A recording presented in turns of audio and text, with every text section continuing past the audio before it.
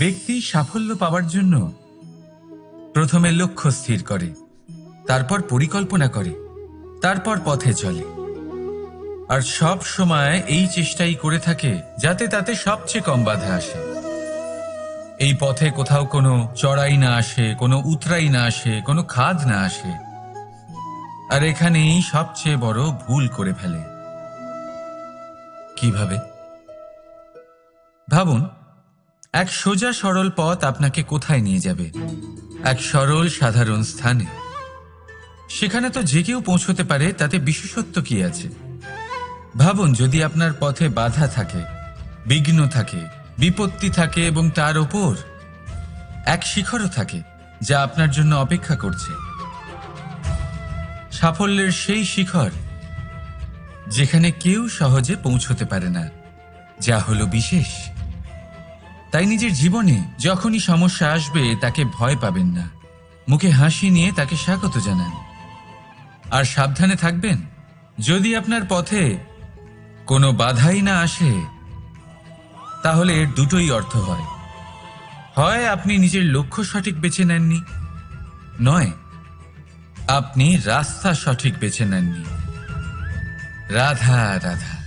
মানুষের সবসময় এই ইচ্ছেই থাকে যে সে পরিপূর্ণ হবে, তাই সবসময় চেষ্টা করতে থাকে, কর্ম করতে থাকে, যেন তার জীবনে কোনো ত্রুটি না থাকে, কোনো দোষ না থাকে, কোনো ভুল না থাকে। কিন্তু যখন মানুষ এটা করতে থাকে, নিজের সম্পূর্ণ মনোযোগ তাতেই কেন্দ্রীভূত করে, তখন তার বিকাশ আস্তে আস্তে থেমে যেতে থাকে। কিভাবে? আপনি বলবেন, এতে ভুল কি আছে? এ তো বেশ ভালোই মনে হচ্ছে। দেখুন, এই ত্রুটি, এই ভুল, এই দোষ আপনি যাই করে নিন, আপনার জীবনে থাকবেই থাকবে। এবার আমার কথা শুনুন, এইগুলোই পরবর্তীকালে আপনাকে জীবনে শুধরোতে বাধ্য করবে। এক নির্দিষ্ট মাপকাঠি নিয়ে জীবনে এগোনো ঠিক মনে হতেই পারে, কিন্তু তা শুধুমাত্র যন্ত্রের জন্ম দেয়, না মানবিকতাকে, না মানুষকে। তাই মনে রাখবেন, যদি আপনি নিজের জীবনের দরজা প্রত্যেক ভুলের জন্য, প্রত্যেক দোষের জন্য বন্ধ রাখেন, তাহলে জেনে রাখবেন সমস্ত সত্য সেই বাইরেই থেকে যাবে। এই ভুল, এই দোষ, এই ত্রুটি হলো সেই যা আপনাকে জীবনের বিষয়, প্রয়াসের বিষয়, কর্মের সত্যির বিষয় জানতে সাহায্য করবে। এই ত্রুটিগুলিকে আপন করতে শিখুন, আর আমার সাথে ভালোবেসে বলুন, রাধা রাধা। ছল, কপট, এই শব্দগুলির সাথে সংসারের কোন ব্যক্তি পরিচিত নন? সবাই জানেন এই শব্দগুলি কি আর এর অর্থ কি। সবাই জানেন বিশ্বাসঘাতকতা কি, সবাই অনুভব করেছেন। কিন্তু আপনি কি কখনো এটা ভেবেছেন এরকম কেন হয়? এর কারণ কি? এর কারণ হলো আশা। যদি আপনি কোনো গুহায় যান আর আপনি আশা করেন যে সেখানে অন্ধকার হবে না, তাহলে তো আপনি আঘাত পাবেন। যদি আপনি সাগরে যান আর এটা আশা করেন যে আমি ভিজব না, তাহলে তাতে সাগরের তো কোনো দোষই নেই। এখানে দোষ হলো আপনার আশার। একটা গুরুত্বপূর্ণ কথা মনে রাখবেন, মানুষ মানুষের সাথে ছলনা করে না, মানুষের সাথে ছলনা করে তার আশাগুলি, যা তিনি অনুচিত ব্যক্তির থেকে করেন। সেই জন্য জীবনে কখনো কোনো আশা করার পূর্বে অবলম্বনের মূল অর্থ বুঝুন। জানুন তিনি আপনাকে সঙ্গ দেওয়ার আদৌ যোগ্য কিনা। না ভাঙবে আশা, না ভাঙবে বিশ্বাস। রাধা রাধা। আমরা জীবনে বাঁচার জন্য কিছু না কিছু করতে থাকি। কিছু কাজ আমরা করে থাকি আর্থিক স্বাচ্ছন্দ্যতার জন্য, কিছু কাজ আমরা করে থাকি এই মনকে প্রসন্ন করার জন্য।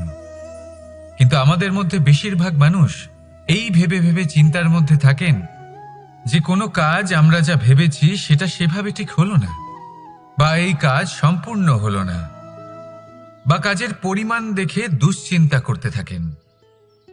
এবার এই যে দুশ্চিন্তা, এটা দুঃখকে আহ্বান করে, আর দুঃখ প্রতি মুহূর্তে আমাদের মেরে ফেলে।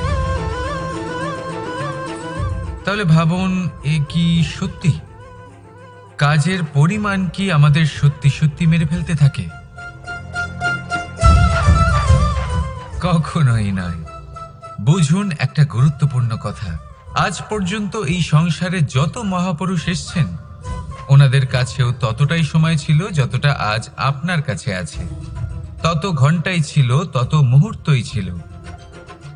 পার্থক্য শুধু এটাই, ওনারা চিন্তা করে সময় নষ্ট করেননি, তারা পরিকল্পনা করেছেন, তাকে কার্যকর করেছেন, আর জীবনে মহান থেকে মহানতর কাজ করেছেন, যার জন্য আজও আমরা ওই মহাপুরুষদের স্মরণ করে থাকি।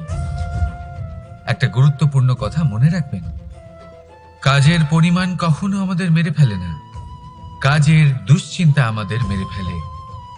তাই এই চিন্তাকে কোথাও ত্যাগ করুন আর নিরন্তর চেষ্টা করতে থাকুন, পরিকল্পনা করতে থাকুন এবং জীবনে সামনে এগোতে থাকুন। আনন্দই আনন্দ পাবেন। তাহলে একটু আনন্দ বের করে আমার সাথে বলুন, রাধা রাধা। ক্ষমা, দুই অক্ষরের এই শব্দ বলতে, শুনতে, লিখতে গেলে কত সোজা মনে হয়, কিন্তু একে কার্যকরী করা ততটাই কঠিন। সত্যি কথা বলতে কি, এটা শক্তিশালীদের কাজ, দুর্বলের নয়। ক্ষমা চাইবার জন্য আপনাকে আপনার দম্ভ ত্যাগ করে বিনম্রতার ধরাতলে আসতেই হবে, আর ক্ষমা করার জন্য ততটাই ঔদার্যের প্রয়োজন হয়ে থাকে। এবার ভাবুন, সিংহ, যাকে জঙ্গলের রাজা মানা হয়, সে ওই হরিণকে ক্ষমা করতে পারে যে তার ঘুম ভাঙিয়েছে। আপনি কেন করতে পারবেন না? যেখানে সিংহ যদি চায়, তাহলে এক প্রহারেই সেই হরিণকে শেষ করতে পারে। জীবনে একটা কথা মনে রাখবেন, যদি আপনার মধ্যে ক্ষমা করার বা ক্ষমা চাওয়ার ক্ষমতা থাকে, যদি আপনার মধ্যে সেই সামর্থ্য থাকে, তাহলে আপনি দুর্বল নয়, আপনি অত্যন্ত শক্তিশালী। কারণ আপনার কাছে সেই শক্তি আছে যা হলো অত্যন্ত মহান। রাধা রাধা। বহুবার আমরা জীবনে নিরাশ হয়ে পড়ি, এই ভেবে যে নিরন্তর চেষ্টা করার পরেও আমাদের নিজেদের লক্ষ্য প্রাপ্ত হচ্ছে না। আমরা বুঝতেই পারি না এটা কি হচ্ছে।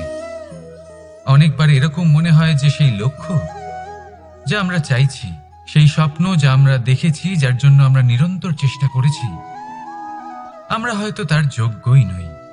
ওই লক্ষ্যই আমাদের জন্য সঠিক নয়। আমাদের মনোবল ভেঙে যায়, আর তা হলো অত্যন্ত কঠিন এক পরিস্থিতি। কিন্তু সেই সময় কি করা যেতে পারে? আপনাকে একটা উদাহরণ দিয়ে বোঝাই। কখনো কোনো বৃক্ষকে দেখেছেন? সেও অনেক কঠিন পরিস্থিতির সম্মুখীন হয়, যেমন পাতা ঝরার সময়। এই সময় এলেও বৃক্ষ হার মানে না, সে নিজের পাতা ও ফুল বদলে ফেলে, কিন্তু শিকড় কখনো বদলায় না, সে তখন অটল থাকে। আর এই সময় চলে গেলেই বৃক্ষকে দেখুন, আবার ফুলে ফলে পরিপূর্ণ হয়ে ওঠে। এইভাবে আপনিও জীবনে নিরন্তর চেষ্টা করতে থাকুন। তাও আপনি সাফল্য না পেলে নিজের পথ বদলে ফেলুন, কিন্তু সামনে এগোতে থাকুন, নিরন্তর চেষ্টা করতে থাকুন। কোনো না কোনো রাস্তা দিয়ে, কোনো না কোনোভাবে আপনি পৌঁছে গেলে আপনি জানতে পারবেন আপনার সাফল্য আপনার জন্যই অপেক্ষা করছিল। রাধা রাধা।